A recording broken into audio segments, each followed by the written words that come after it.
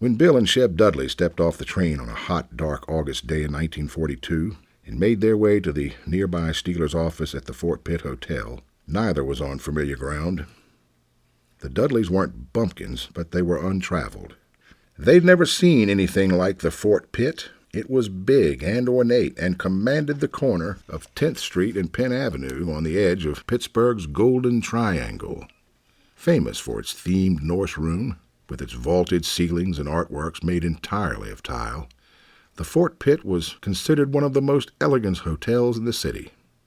Bill and Sheb climbed the grand staircase of the Steelers' second-floor office. Bert Bell, who owned the Steelers along with Art Rooney, awaited them.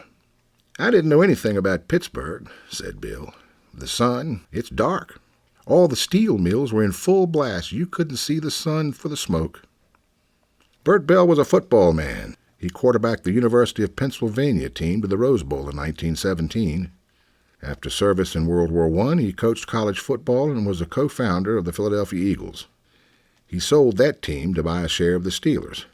He would later go on to be the NFL commissioner. Art Rooney was an all-around sports guy and a first-rate athlete. He played football and baseball, and he boxed. He was an organizer and a promoter. He founded a semi-pro football team when he was a teenager. Rooney and Bell were instrumental in developing the first NFL draft in 1936. The Steelers shared an office with the Rooney-McGinley Boxing Club. It was said they had a desk with 2 drawers, one for football tickets and another one for boxing tickets. The football franchise was 9 years old. The team began as the Pirates. In 1940, the name was changed to the Steelers. They were almost named the Puddlers, but there was never a winning season under either name. The Steelers were 9-1 the season before Bill and Sheb walked into that office.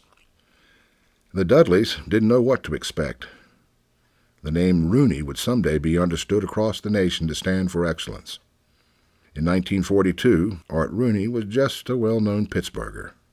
What would become the exceptional Rooney football dynasty was yet to begin, and nobody, including the Dudleys, Bell and Rooney, knew it would start with the small young man on the other side of Bell's desk.